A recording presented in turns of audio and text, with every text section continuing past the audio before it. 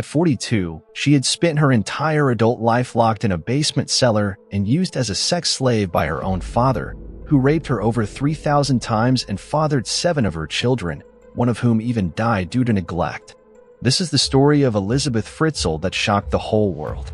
The horrific story unfolded in 2008 in a small Austrian town and inspired a hit US movie, but the true story of Elizabeth and her surviving 6 children is far more chilling than any fiction could ever be. With a warning of adults and triggering content ahead, we take you through the frightening events of this case in this video.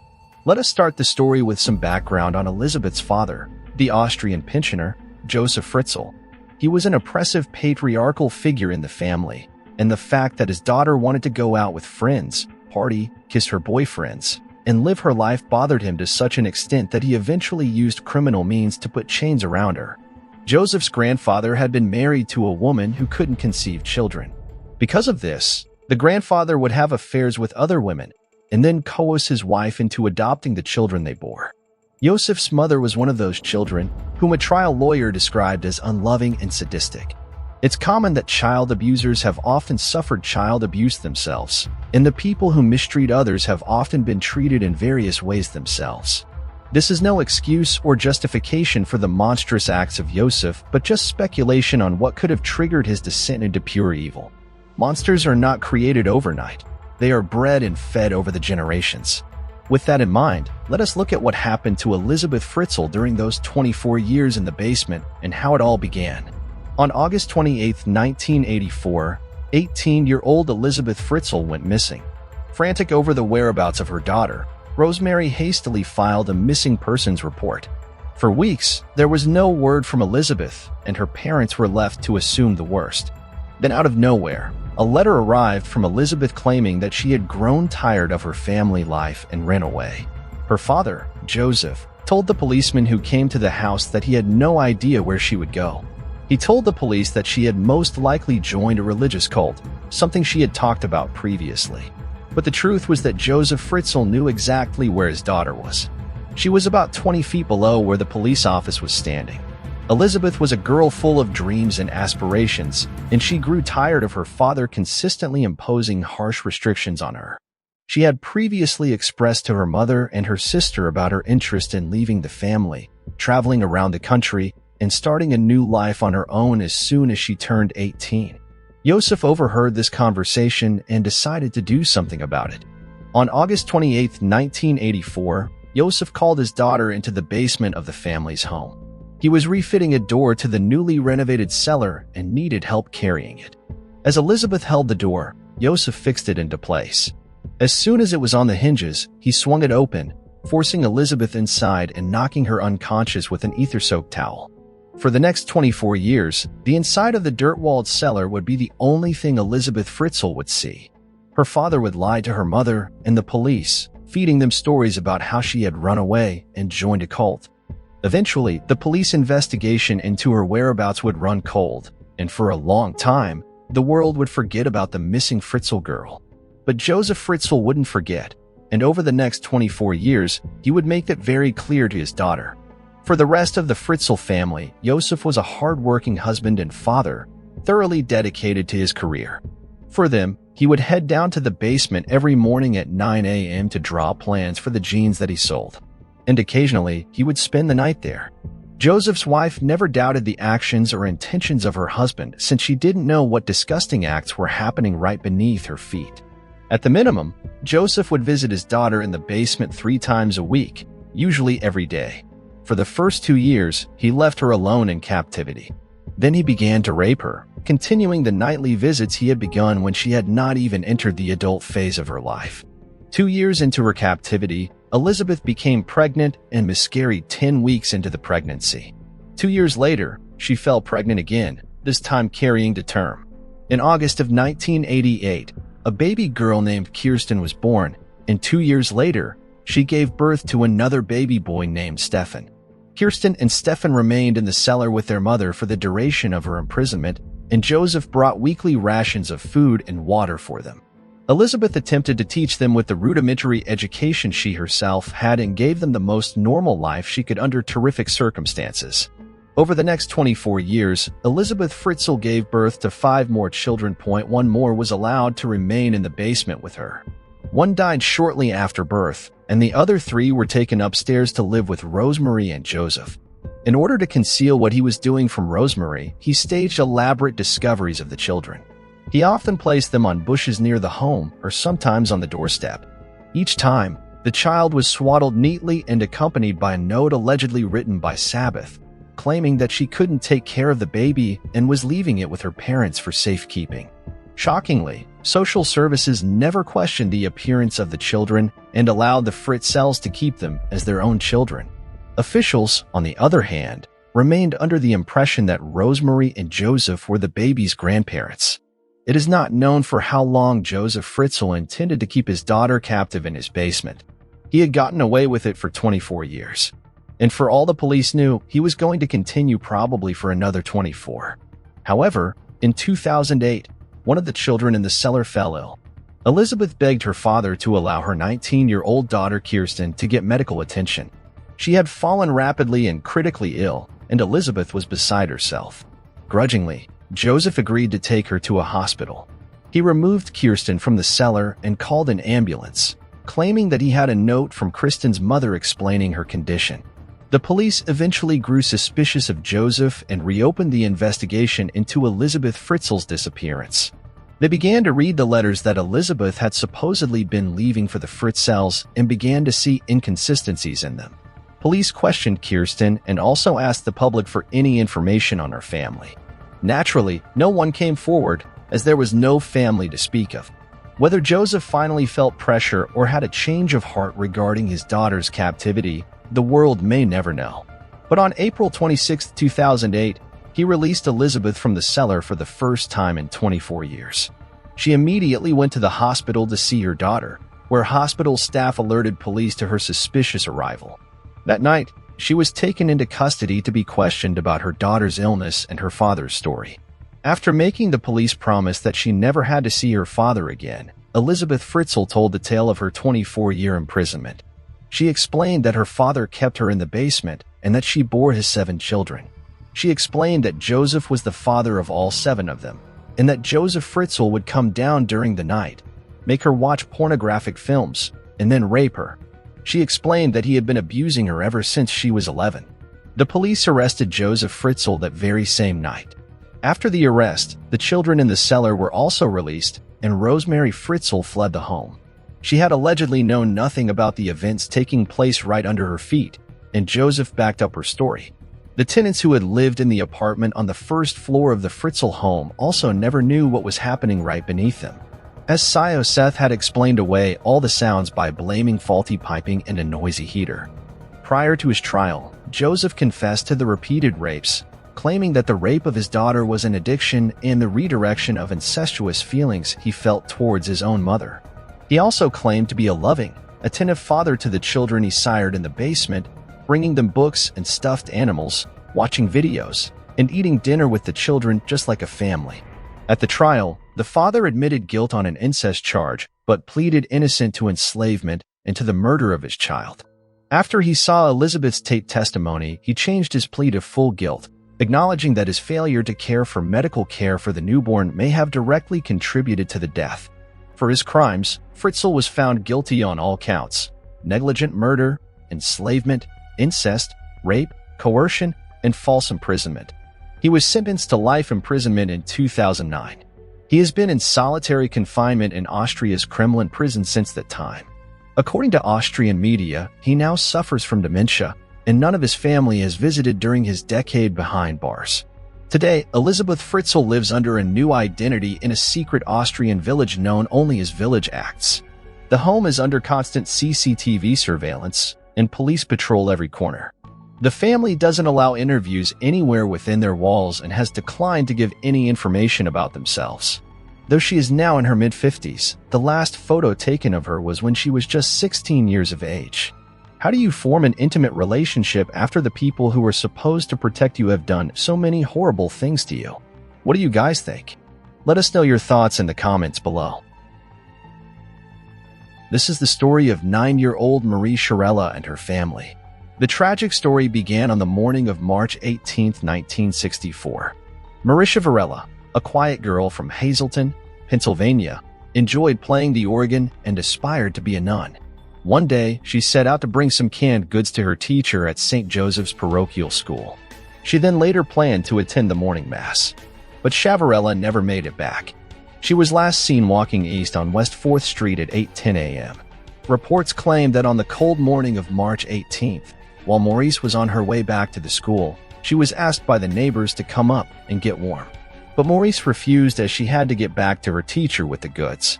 Neither the neighbors nor Maurice could have anticipated that from that moment, Maurice and her obedience would be history for the next 5.5 decades. Somewhere along her way, she crossed paths with evil at approximately 1 p.m. the same day. A man noticed what looked like a large doll in a coal mining waste pit. When he looked closely, the doll was actually Marie Chivarella.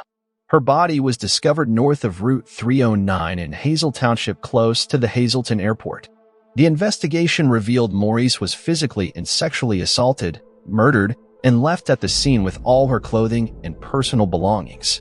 Before dumping her in a coal mining waste pit, the killer bound, gagged, raped, and strangled her. The discovery of her body shocked the entire Hazleton community. It was a heartbreak that was felt by everyone in the town, especially by the children. Children who were Morris's age started to be afraid while they were alone or unescorted. The case changed the way people lived and how they approached their children's safety in the town. It didn't take long for the Pennsylvania State Police to begin their investigative efforts, which would ultimately last for decades. The authorities did not know that in this case, to even get a lead to work on, it would take years of grinding and scanning through databases. There were no lead suspects immediately after the killing. The police could not retrieve any useful evidence from Morris's body that could lead them to her killer. They had no idea that it would take them over 50 years to find a single lead in 2007. Investigators were able to develop a DNA profile of the suspect from fluids left on Chiavale's jacket, but the DNA didn't match any criminals in their system. They checked the database monthly against all other criminals that had DNA in the system, but there was no successful match. Then in 2019, police tried a different approach and uploaded DNA from Shavar Alice's jacket to the genealogical database. This time, there was a match, but to what appeared to be a very distant relative. The DNA match was insufficient to get the relative into custody or charge him with murder. To generate public interest and garner leads in the case, in 2018, Pennsylvania State Police used technology provided by Parabon Nano Labs to generate a snapshot phenotype facial prediction of the suspect from his DNA. The technology generated possible photos of the suspect at 25, 40, and 60. The pictures generated were released in the public domain. Unfortunately, no witnesses came out with any leads that could lead to Morris's killer. This was at a time when even Morris's parents had died. They did not live enough to see what would unfold in Morris's mystery ahead. Her siblings had said that her parents never sought revenge or punishment for their daughter's killer. They just wanted justice, but they did not make it alive to the other end of this investigation. Finally, in 2020, the police got help from an unlikely source. An 18-year-old named Eric Schubert emailed the department and offered to build out a family tree.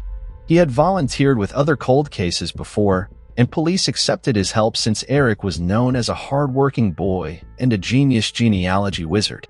Schubert identified a number of family members, many of whom voluntarily shared their DNA with the police. The family tree eventually led the police to Maurice Chiavarella's killer, James Paul Fort. Fort was 22 years of age back then, and he had a criminal history of sexual assaults prior to Chiavale's killing. A lot of emotion surfaced as state police announced they now know who killed a 9-year-old girl back in 1964. Unfortunately, police could not prosecute Fort because he had already died in 1980, and the cause of his death had been a heart attack. Police exhumed his body in January 2022. They found out a month later that his DNA was a match to the fluids left on Chiavar's jacket. This information was released to the press in a press conference by Pennsylvania police, which left for more than an hour for Chiavarella's surviving family. The news was bittersweet. Her sister Carmen Marie Radke stated that their family will always feel the emptiness and the sorrow of Marissa's absence. She added further that they will continue to ask themselves what would have been or could have been on that fateful day. Her family also went ahead and praised the persistent effort of Pennsylvania State Police because now they have gotten closure and a sense of being at peace with Morris's murder, and the determination of the Pennsylvania police to solve this case was applaudable. They left no stone unturned to find out who the killer was, and this was also a success story of a 19-year-old Eric Schubert who utilized his genius for very right purposes. But the question here still remains.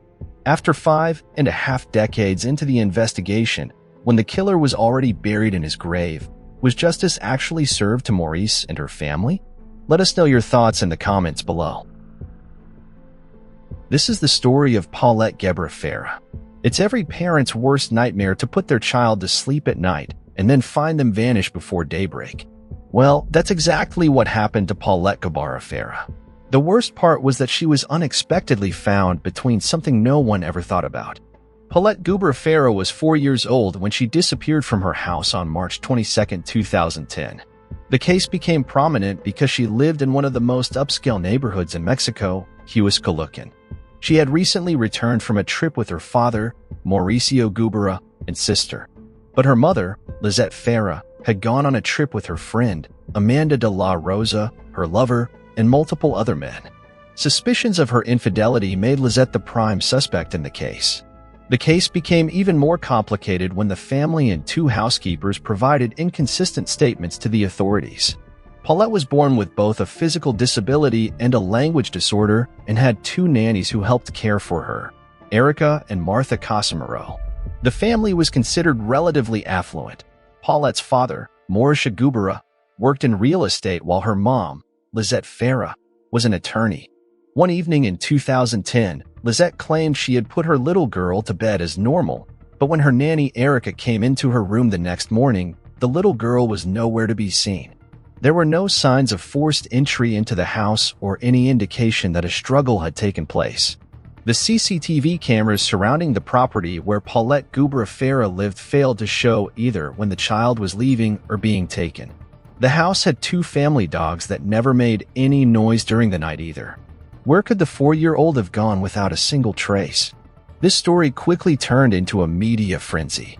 Flyers were posted, billboards were erected, and ads were all over the TV and on public transport. Lizette even made a public plea on television for her daughter's abductor to come forward. The search sparked a great deal of public interest, but soon, many started placing the blame on Paulette's parents. The local community all came together to search for Paulette, but nothing was found. Albert Buzz, the Attorney General of the state, became involved and launched what would become a huge 9-day intensive search investigation. His involvement became the initial controversy. Many children are said to be reported missing in Mexico, but it wasn't until Paulette Gebra Farah, from a richer family, went missing that authorities put all their resources into finding her. Ultimately, police were baffled and found it very difficult to find a lead. What followed was the huge 9-day search, with the community coming together to begin a tireless hunt for the little girl. A week after the disappearance of Paulette, it was announced that her parents and nannies were taken into custody. The first suspect identified in the case was Lizette. The stories which Paulette's parents and the nannies shared had inconsistencies, and the media and public began to become suspicious. This is when a shocking revelation came to light. According to a Mexican news report, Zocalo, there were some undercover recordings of Paulette's parents and their other daughter found. This contained a conversation that sounded like Lizette, how her daughter not to admit anything to the investigators, otherwise she'd get in trouble. Was she responsible for the disappearance of Paulette? However, Lizette claimed she was taken out of context. Both of Paulette's nannies, Erica and Martha Casimiro, claimed that the girl's parents seemed unconcerned while everyone was frantically searching for her. Even Lizette's media appearances made people uncomfortable. Her cold nature made people wonder if she was the one responsible for the death of her daughter. It was revealed that Lizette could have had a personality or mental disorder.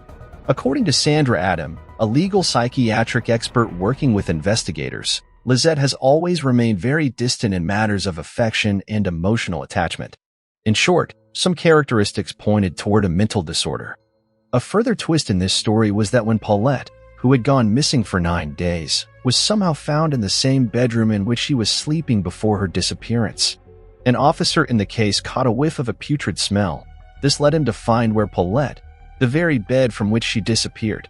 On March 31, 2010, Paulette's body was finally found. It was a bizarre finding as she was tucked away at the foot of the bed.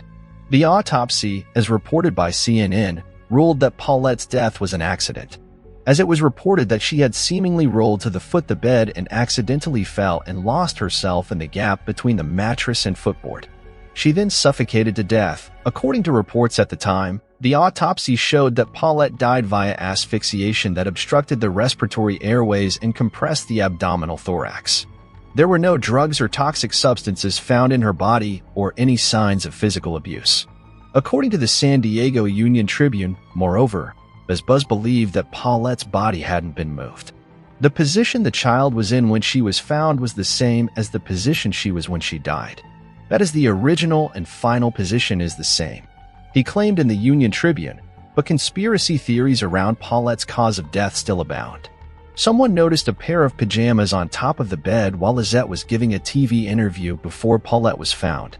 When Paulette was discovered, she was wearing those same pajamas. It could be true that the girl had multiple pairs of the same pajamas, but the coincidence was still eerie. Conspiracy theorists, however, focused on how everyone managed to miss where Paulette's body was for 9 long days.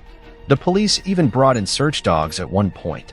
BBC reported that over 100 people had been in her room, searching for her. More disturbingly, friends and family had slept in her bed during that period, per the Union Tribune's report, and didn't notice anything.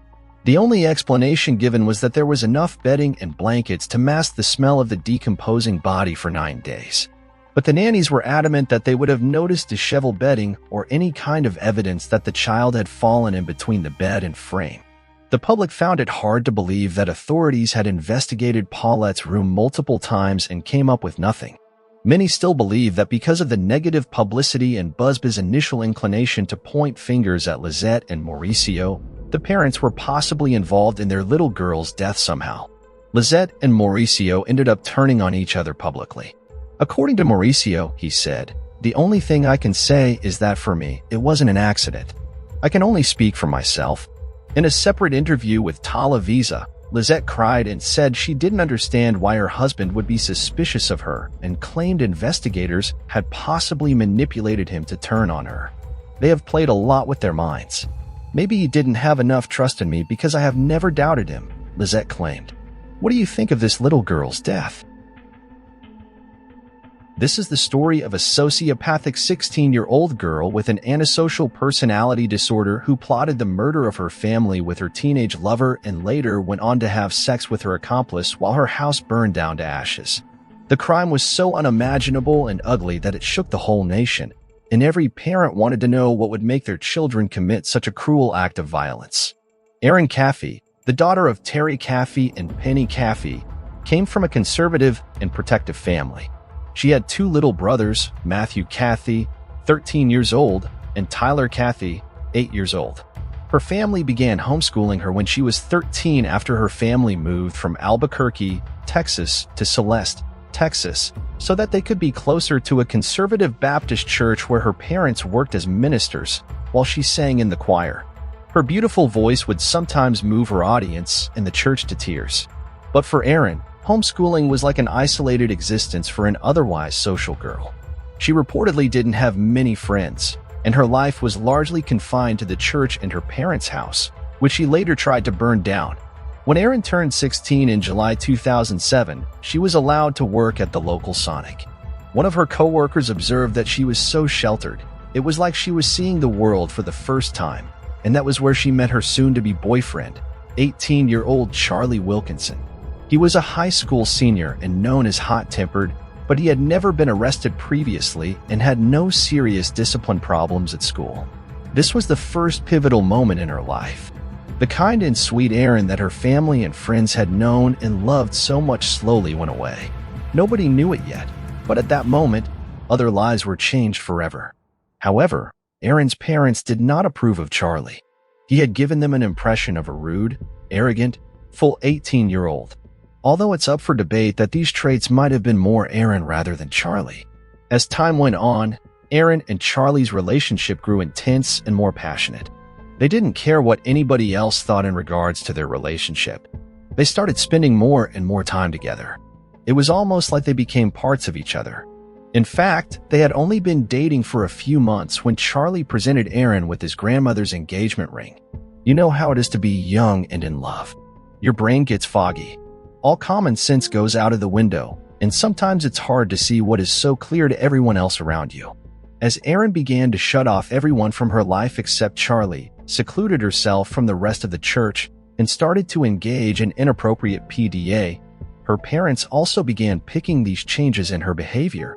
This absolutely infuriated Terry and Penny. And from then on, the Caffeys limited Aaron's time with Charlie to once a week, in their home and under their watch. Charlie had to leave home by 9 p.m., and Aaron could use her cell phone to talk to him only until 10 p.m. These restrictions made Aaron very furious, and she planned to run away with Charlie. In February, Aaron was grounded for talking to Charlie without permission and got her keys and phone taken away. Eventually, it all became clear to her parents that this relationship will continue to cause problems as long as it will go on. Penny put her foot down and asked Aaron to stop seeing Charlie. Allegedly, this was the moment when she decided that drastic steps were needed to be taken so that she and Charlie could finally be together with nobody around to disrupt them. Maybe this was the moment when seeds of a highly dangerous idea had taken root in Aaron's mind, and her parents, unaware of all these barbaric ideas that were making a home in Aaron's consciousness. Terry and Penny thought that with the imposition of grounding restrictions and ending their relationship, they had fulfilled their parental responsibilities. But they had no idea they were totally ignoring Aaron's increasing obsessive antisocial behavior and what it was going to lead to. And so came the early morning of March 1st, 2008, when the Caffey family could not see the sunrise. It was 2 a.m. in the morning when a loud bang of their bedroom door opening woke up Terry and Penny. The two little kids, Matthew and Tyler, were asleep in the rooms upstairs. The two intruders burst into the couple's bedroom and opened fire, shooting them several times. Bullets showered the bedroom, and before Terry and Penny could make out what was happening, they were shot multiple times on their bodies. It was a horror that they had not even thought of in their lives. To save Benny from the shots, Terry jumped on her and took 2 bullets straight on his face. Not only did they break and start shooting hysterically, but they also came in carrying 2 samurai-style swords. After Terry took blows on his face, he flung out of the bed, and the intruders shot Penny several times more. Then they shot Terry 3 more times in the back and once in the back of the leg. All in all, Terry took 11 shots on his body. Terry could not feel the right side of his body, and even when he tried to speak, nothing came out of his mouth. Then one of the killers took a sword and stabbed Penny in the neck, nearly decapitating her. This is the harrowing account of Terry Caffey's experience as he faced a horrific attack on his family. Terry began to panic as he thought of his children who were asleep, knowing that they would wake up to a nightmare. His attempt to get up was thwarted when he heard his son Matthew cry out, pleading with someone named Charlie. It was revealed that Aaron's boyfriend, Charlie, along with his friend Charles Wade, was attempting to murder the entire family. Upon hearing Charlie's name mentioned by Matthew, Terry realized who was in the house and why. A gunshot rang out, and Terry, trying to get up, collapsed as blood rushed to his head. Matthew had been shot dead, and Tyler, the other son, rushed and hid in the closet. Wade found him, and both assailants took turns stabbing Tyler to death. Once they were sure they had killed everyone, Charlie and Wade set the house on fire with pocket lighters and fled the scene, leaving behind a horrific sight of a slaughtered family and a burning house. Despite the assailants' intentions for the entire family to die, Terry miraculously survived. He managed to crawl through the woods to a neighbor's house roughly 2 hours after the attack. When the neighbor, Tommy Gaston, called 911, Terry, bleeding from various wounds, was taken to East Texas Medical Center in Tyler and admitted to the critical care unit. In the ambulance, Terry named his daughter's boyfriend, Charlie Wilkinson, as the killer. Chief Deputy Commissioner Kurt Fisher realized that Charlie was a friend of his son and had even gone fishing and four-wheeling with him many times before. Fisher spotted Charlie's car parked outside Matthew Wade's trailer, the brother of Charlie's accomplice, Charles Wade. The detectives rushed to Matthew Wade's trailer, where they encountered a teenager named Grugley. As the officers entered the trailer, they discovered Wade and his girlfriend, both of whom were woken up by the officers. Fisher informed them that he needed to talk to Charlie Wilkinson. During the search, they found Charlie lying on a mattress, wearing only blue jeans, with a semi-automatic handgun on the floor beside him. Charlie was taken outside in handcuffs, and Fisher asked him about the attack. Charlie denied involvement, claiming he got drunk the night before and passed out. Upon further investigation, the officers found evidence linking Charlie to the crime scene, including blood-spattered clothing. Charlie was brought to the county jail, where he hung his head in silence. Fisher questioned him about his involvement, and Charlie maintained his innocence, asserting that he got drunk and passed out. The story continued to unfold, revealing that Erin, initially claiming to be drugged, had lied about the events of that night. Despite her father's belief that Charlie sought revenge, Charlie's version of the story differed, stating that he did it for love rather than rage. As the investigation progressed, Charlie eventually disclosed his accomplices' names. Charles Wade and his girlfriend, Bobby Johnson, were promised $2,000 by Erin within 24 hours. All four suspects, Charlie Wilkinson, Charles Wade, Erin Cathy, and Wade's girlfriend, Bobby Johnson, were in police custody, and they were all talking. According to the boys, Bobby drove Charlie, Erin, and Wade to Cathy's home. They wandered around the house for a long time before being scared away by the house's dog, which immediately started barking loudly. Erin repeatedly called Charlie, forcing him to come back and kill his parents. She said she would bring the dog inside so it wouldn't wake anyone up. But as the boys hesitated, Erin, in her pajamas, convinced them to continue. Bobby drove them to a cemetery where they sat for an hour and planned the murder of the Cathy family. Charlie tried to convince Erin to run with him, but she insisted on permanently getting rid of them. Not just her parents, she wanted her little brothers killed too. As she put it, they were annoying. They drove back to the house again. This time, Erin took care of the dog and sat in the car with Bobby outside the house, while her friends carried out the murder of her family inside. Once Erin confirmed that her parents were gone, she gave Bobby and Wade the combination to the lockbox in which the money was kept. They also took $400 from Terry and Penny's wallets. As the plan was being executed, Erin's words were, "Holy shit, that was awesome." She celebrated the death of her family by sleeping with their killer the same night. Erin was under arrest but denied plotting the murder. She couldn't be questioned immediately as she was a minor, and she didn't agree to speak with investigators. So she wrote a statement claiming that she was forced by her boyfriend into this act, and she was just going along with it. Erin was sent to a juvenile detention center where she was held on murder charges. On January 2, 2009, she was sentenced to 2 life sentences plus 25 years for capital murder. Charlie and Wade were sentenced to life imprisonment without any possibility of parole. Bobby, on the other hand, was sentenced to 40 years in prison. Terry Cathy, the only member of the Cathy family who survived that night except for Erin, still visits his daughter's jail and fights for her early release. To this date, he cannot believe that his daughter could do such a thing. Maybe because during those jail visits, Erin has told him a different story of her innocence. Terry later went on to remarry and now has 1 more biological child and 3 adopted children. He even wrote a book on the horrors of that night. It's called The Terribine Night, The True Story. Erin's case is no less than an alarm for mental health issues among teenagers, and this case goes to the extremes of it. Erin showed extreme signs of antisocial personality disorder during all those years of her relationship with Charlie, but her parents didn't seem to notice the severity of symptoms. What do you guys think? Was this a case of bad parenting? A teenage romance gone wrong? Or a sociopath manipulating her boyfriend for her evil desires? Let us know your thoughts in the comments below. The Lynn family murder. The Lynn family lived in North Epping, New South Wales, Australia, and they were a proud family who had their needs met. The husband, Min Lynn, and his wife, Lily Lynn, ran a successful family-owned newsagent in Sydney. Min and Lily had 3 children, June Brenda, who was 15, Henry, who was 12, and Terry, who was 9. The Lynn family also had Lily's sister, Irene, living with the family. The family had a cordial relationship where everyone openly expressed whatever was on their mind. It was a family with no secrecy as they lived and worked together, Things were all smooth and rosy for the Lin family before something unexpected happened, which ruined the family forever. During the early hours of one Saturday morning in July 2009, when the busy shop of Lin's family didn't open for business, it was odd for almost everyone who knew the shop. However, Kathy, who was also Lily's sister and happened to work in the news agency, began to receive calls from curious customers about why the shop was locked. Upon hearing the situation, Kathy began to suspect something wasn't right with the shop being locked. This prompted Kathy and her husband, Robert Shi, to go check the home of Min and Lily. As they arrived at the Lin family residence in the quiet suburb of North Epping, the front door, which was usually locked, was unlocked.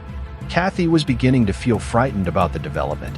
As she and her husband took steps forward, they could see sprinkles of blood here and there. They took a bold decision to be sure of whatever was happening or might have happened. They went upstairs to the bedroom, and what she found next was a horrifying scene that kept her shivering for some minutes. Both Min and Lily were drenched in a pool of blood, bludgeoned to death by a weapon later described as hammer-like. In the next room, they found Kathy and Lily's sister, Irene, with the same awful fate. Both Henry and Terry, Lily's young sons of 12 and 9 years old, were not spared either of this gruesome attack. They too were brutally murdered similarly to every other person in the house, in their bedroom. Blood splattered all over the walls of Lin's house suggested that a great struggle had taken place before the gruesome attack.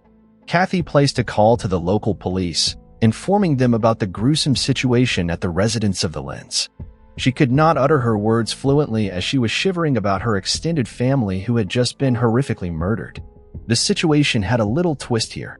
Brenda, who was the only member of the Lins family, was spared as she was away on a school excursion in New Caledonia at the time of the gruesome attack. Brenda is still on the school excursion when she learned about the gruesome killing of her family through Facebook. The police and paramedics did arrive at the scene, but it was so gruesome that they had to implore forensic analysts to help identify the members since the faces of the family were beyond recognition. They later concluded that the weapon that was used was likely to be a hammer. It only went from bad to worse as Brenda and the extended family had to live with a new harsh reality. Days after the incident, Kathy and her husband were finally composed enough to make emotional public pleas, calling for support to help solve the murders. Brenda, the only daughter and sole surviving child of Lin from the gruesome attack, went on to live with the Shis. They initiated the idea for her to come live with them and be a part of their new family, as she had no other place to go at the time. However, the lack of strong leads, as well as the nature of the vicious attack, suggested a more personal motive than a simple burglary gone wrong. The authorities turned to family members and possible connections for their investigation. Robert Shi, a former ear, nose, and throat specialist in China before moving to Melbourne in 2006, was one of the early suspects, as many indications pointed to him. According to the Daily Telegraph, he had opened a restaurant in Melbourne, but when his new venture soon failed, he and his wife, Kathy, moved to Sydney and had been unemployed ever since. Various reports also suggested that he was close to his extended family. It would take over a year for any breakthrough evidence to surface. During a forensic examination of Shi's garage in May 2010, experts found a tiny stain on the floor of the unkempt garage known as TY91. According to The Australian, one of the forensic experts trained in blood-stain pattern analysis was convinced that TY91 looked like a transfer stain, the kind produced from coming into contact with an object such as clothing, a weapon, or a bag wet with blood. Lab tests, however, proved that the tiny mark was consistent with the DNA of the Lin family members. She was subsequently arrested in May 2011, while his wife Kathy maintained his innocence. As all these new developments were happening, Brenda was still living with her new family. It took 4 trials spanning over 7.5 years before he was convicted. The first trial was aborted when a possible sexual motive emerged, but the court refused to identify the victim as she was still a minor at that point. She later opened up on how Robert has been sexually assaulting her in her home while her parents were still alive, and how he continued to assault her after Kathy and Robert took her in as a new family. The second trial was halted when the judge fell ill, while the third trial ended in the hung jury. Finally, in 2017, she was found guilty of murder. After the verdict was announced, she proclaimed, "I did not murder the Lin family. I am innocent. In a recount by Brenda, the only surviving child of the gruesome incident that claimed the lives of the Lynn family, she said that it was 2009, and the high school student was preparing to fly to New California for an excursion, and looked around a departure gate to see her classmates kissing their families goodbye. Being a prideful teenager, I did not say anything to my father. I just stood there awkwardly and thought to myself, it's just going to be a week. I am going to see them again really soon. Miss Lynn, now in her 20s, told the sentencing hearing for her Uncle Robert she last week. But while she was overseas, she murdered her entire family. Her father, Norman Lynn, her mother, Lily Lynn, her aunt Yoon bin Irene Lynn, and her two little brothers Henry and Terry in the bedrooms of their North Epping home on July 18, 2009. To this day, my biggest regret was not hugging my father and telling him I loved him too. Say thank you for being an amazingly loving and caring parent. This is a story of love gone bad. Ryan Poston was born on December 30, 1982, in Fort Mitchell, Kentucky, to Lisa Carter and Jay Poston. He had three younger sisters, Allison, Catherine, and Elizabeth Carter. He attended the International School Manila in the Philippines and the International School of Geneva in Switzerland during high school. Later, he attended Anna University, where he triple majored in history, geography, and political science, then went to school at the Salmon P. Chase College of Law, Northern Kentucky University, and Highland Heights. Poston was a promising American attorney working in Cincinnati, Ohio, and was 28 years old when he met his post-lover. While his lover, Shane, and Michelle Ubersa was born on April 8, 1991, in Lexington, Kentucky, United States, she was 19 years old when they met. Ubers was a student at the University of Kentucky in Lexington, majoring in psychology. In 2011, Shayna Ubers and Ryan Poston met on Meta, formerly known as Facebook. Poston stumbled upon a beautiful profile picture of Ubers on his mobile phone while surfing the social site. He was intrigued by Ubers' beauty, prompting him to further check her profile. Poston was sure he wanted to be more than a friend to the person he had seen in the picture. He sent her a friend request. The duo began talking, and things were going smoothly with their conversation. During their talking stages, there were arguments, but that didn't put off a relationship, as the duo were so attached to one another. The reality between the duo differed from what had appeared to the public. However, the two shared an on-again, off-again romance for 18 months, often arguing over trivial matters. Poston and Ubers' on-off relationship was noticed by friends of the duo, which helped in figuring out what transpired when things got out of hand. Something bizarre happened, which turned a supposed beautiful evening into a mourning evening. During the recount of Ubers before the major incident that happened in the story, she claimed on October 12, 2012, she was in the condo over ex-lover Poston. The duo was reported to have ended the relationship between them before the aforementioned date. On the said date, her ex-lover had a date with Miss Ohio USA 2012 Audrey Bolt that evening. Ubers, at some point, had claimed her relationship with Poston was abusive, and that was one of the main reasons the relationship with him didn't work out. On the evening Poston was to have a date with Miss Ohio USA 2012, things went sour with him and Ubers, his ex-girlfriend. In the pace of the evening, Ubers claimed Poston was calling her mother stupid and crazy. She further said he called her unstable and deranged, which triggered her, and she decided to leave his condo. But things didn't go as planned as he came for her as she approached the exit of the condo. Ubers said Poston grabbed onto her body, onto her person, with both hands. She claimed he had picked her up from an awkward angle in the house and threw her from the doorway of his bedroom into the other room to the edge of the short sofa. The ensuing struggle, Ubers said, Poston fell on her and pinned her against a footstool, thereby grabbing her hair and screaming in her left ear. She thought he was going to snap her neck because of the way he was jerking her head around. Ubers claimed all of his weight was on her at this point, and there was no way for her to escape for her life. In a further recount by Ubers, she claimed Poston had pushed her against the TV in his room, but during the investigation of the crime scene, the TV set was in perfect condition, which contradicted her story. To get herself free from the pinning weight Poston had on her, she claimed to have punched him with the right arm, and when she did, it knocked the glasses off his face. She could get herself free, and the duo wrestled standing up. Ubers during her trial, recounts said. The four things got messy. Poston was standing over her and grabbed the gun that was sitting on the table and pointing it at her, saying, "I could just kill you right now and get away with it. Nobody would even know." She said she was shocked and afraid at the same time. This piped Poston's words. He didn't shoot. Instead, he set the gun back on a table and continued to yell hurtful things at her. She was losing it, and to defend herself against Poston, she shot him 6 times. But what the investigator discovered was something that would leave you wondering what could have transpired between the two that evening. After Ubers had shot her ex-lover 6 times, she called the police immediately to report what had happened. She dialed 911 and told them she shot him in self-defense. After the initial report, she continued to tell the dispatcher that because he was twitching, and I knew he was going to die anyway, and he was making funny noises, I shot him a couple more times. Uber said he was twitching so badly, and I didn't want to watch him lay there and twitch. Police on the crime scene searched and recorded all information that could help with their investigation in the case.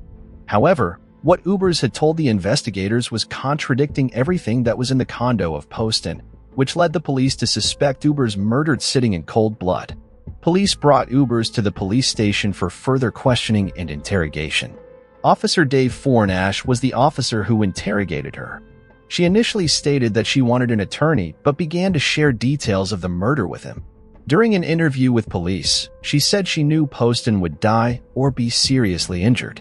This was referred to, according to a clip that emerged from her trial. Officer Four stated Ubers appeared unremorseful during a recount of the ugly incident and made several morbid jokes about the murder, including telling officers, "I shot him right there," pointing to her nose. "I gave him the nose job, which he had wanted." After the back and forth between the interrogator and Hubris, he left the interrogation room, and Hubris' behavior got stranger at this point. As she danced around the room, singing aloud and snapping her fingers as if she had just won a huge sum of money from a lottery. With all of Uber's actions and what she had recounted, it was evident that she had an active motive for killing Poston, which the police couldn't find out. However, most people who had weighed in on this case believe Ubers hadn't originally killed her ex-boyfriend for letting go of her and having a date with Miss Ohio USA. In April 2015, Ubers claimed Poston was violent toward her, while the prosecution countered all she had to say with evidence that what she was saying was the opposite of what had happened. At some point, the prosecutor said that she was obsessed with the attorney.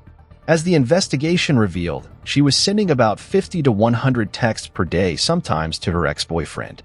During the back and forth, the jury concluded and sent her to 40 years in prison for Poston's murder. She appealed, and her sentence was overturned the following year because it was revealed a convicted felon had served on the jury, which is not allowed by Kentucky law. While she was still in prison awaiting a conclusion to the case, Ubers was granted a second trial. Nivens and other former cellmates testified about her behavior behind bars and what she allegedly told them about Poston and his killing. One inmate, Cicely Miller, discusses Hubert's behavior after being arrested and how she never pressed remorse about killing her boyfriend. During Shane Uber's second trial in 2018, Tech, the then 21-year-old center of France before she murdered Ryan Poston, seemed to display an escalation in violent ID, one that by all appearances went virtually unnoticed at the time. The prosecution brought forward witnesses who testified that Uber sent them a text message, joking that you wanted to accidentally shoot Poston at a gun range. Another witness testified that she had heard Ubers telling a co-worker that she was going to kill her boyfriend. Some text read, "When I go to the shooting range with Ryan tonight, I want to turn around, shoot and kill him, and play like it's an accident," read the text, which was received by Uber's friend Christy Euler. Another one described Uber's growing rage at Poston, with Uber's state belief in a thin line between love and hate, and that her love for Poston had turned into hate. Toward the end of their relationship, Shauna Ubers had conducted many internet searches for a woman, which her ex-boyfriend had fronted on Facebook in January 2012, named Adri Belt. Belt, who was named Miss Ohio USA the same year, eventually agreed to meet up for a date with Poston, having ended things with Ubers at that time. In an interview with a local Kentucky station via CBS, Bolt recalled her impression of Poston. "He was very funny and very smart, and I found him very entertaining, and that led me to accept an invitation to go on a date with him," she recalled. Poston, it seemed, was also as excited and enthusiastic about the proposed date, but he reportedly told his stepfather, Peter Carter, that he was struggling over how to tell Ubers about it, effectively putting the final nail in the coffin to their year-and-a-half-long relationship. "I told them to make sure that he was kind to Shayna, and that he told her honestly what was going on," said Carter at Hebrew's second trial in 28 per CBS, before recounting how Poston had also expressed worry that Ubers would ultimately sabotage Tajit, describing her as always around. Tragically, Post would be murdered by Ubers only hours before he was due to meet Bolt in person. A psychologist testified that she suffered from PTSD and borderline personality disorder and claimed the emotional abuse and distress caused by posting led to her violent act of murder.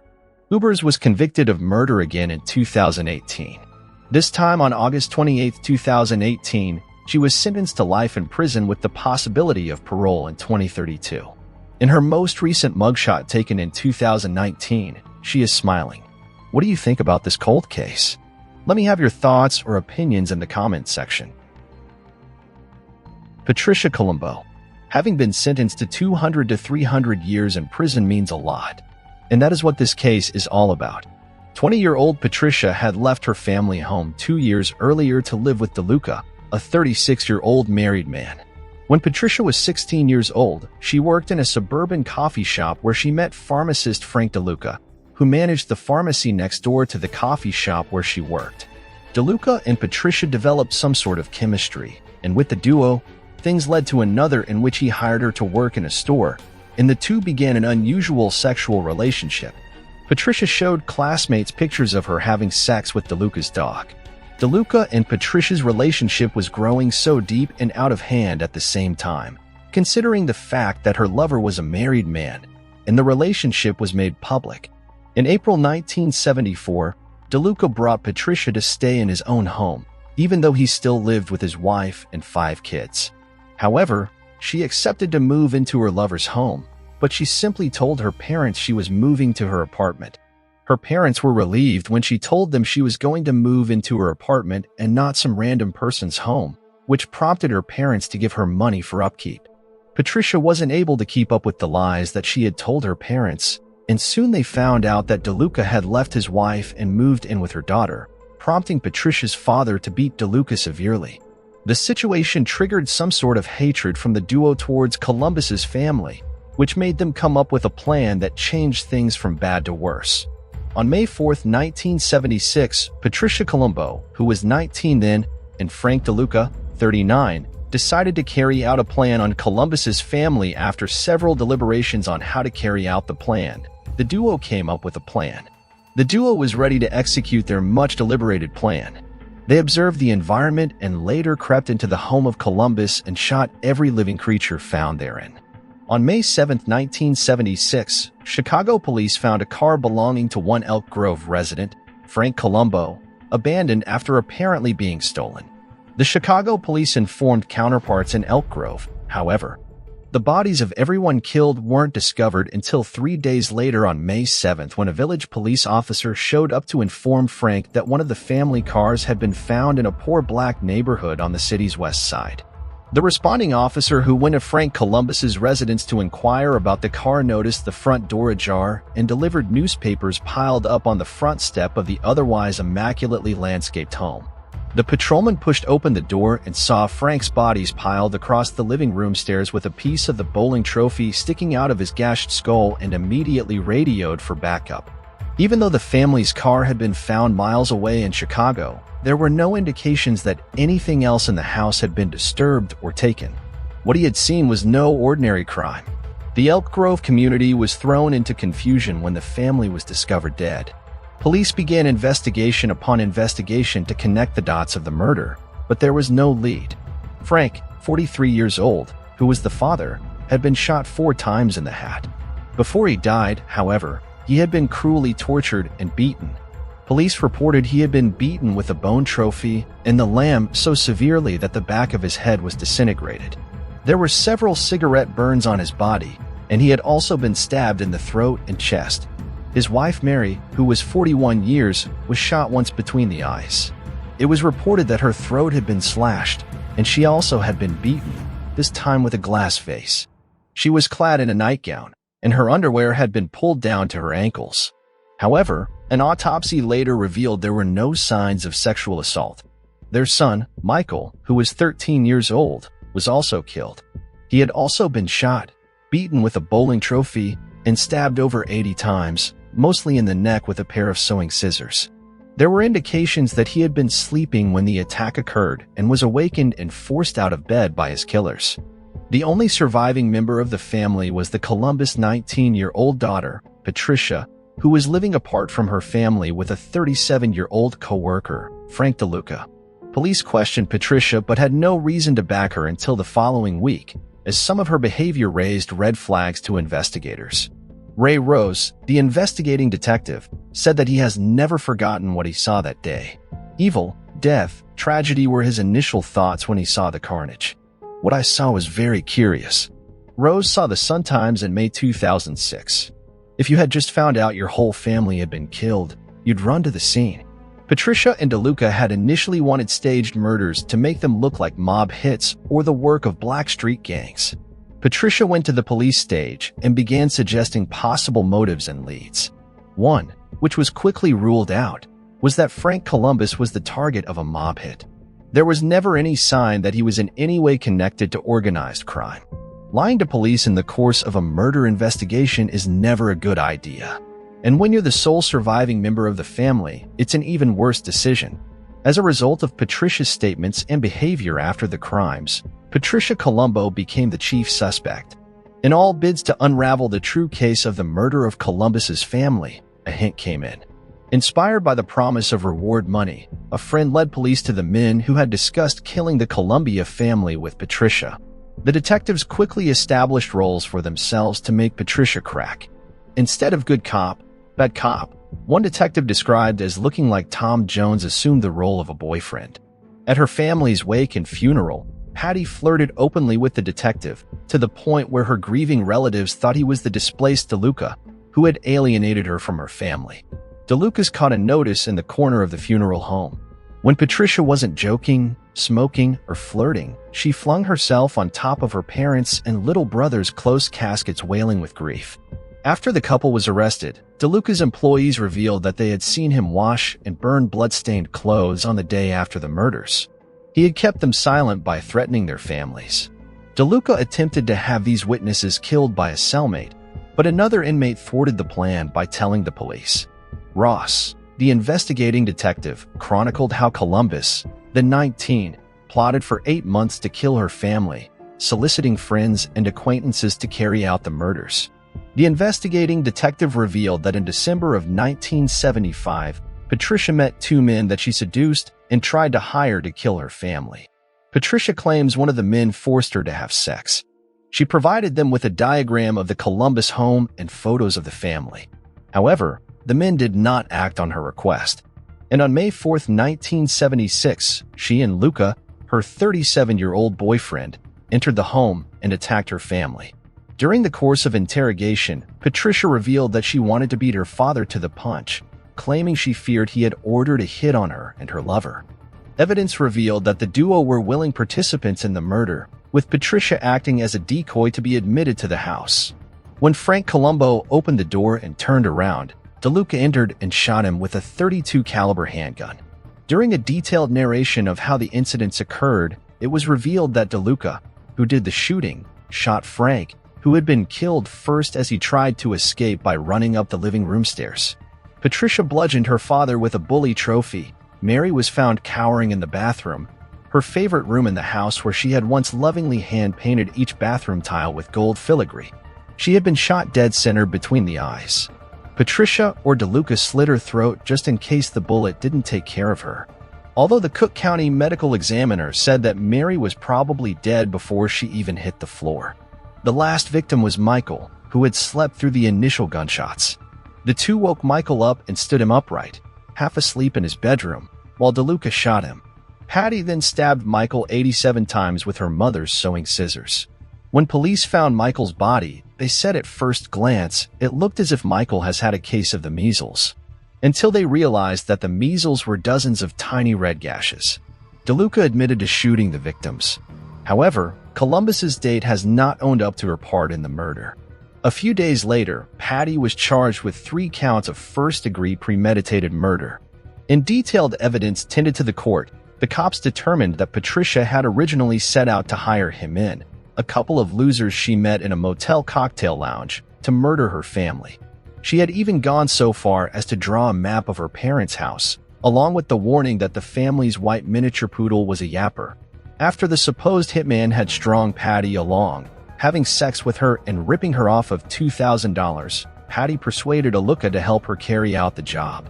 Colombo and DeLuca were convicted of shooting her parents, Mary and Frank Colombo, and brother Michael, and mutilating their bodies. They sentenced both to 200 to 300 years in prison for the murders and another 150 years each for conspiracy to commit murder. Colombo received an additional 50-year prison term for solicitation to commit murder. It all ended badly for the lovers who wanted to have it all at all costs. Like this video and subscribe to our channel.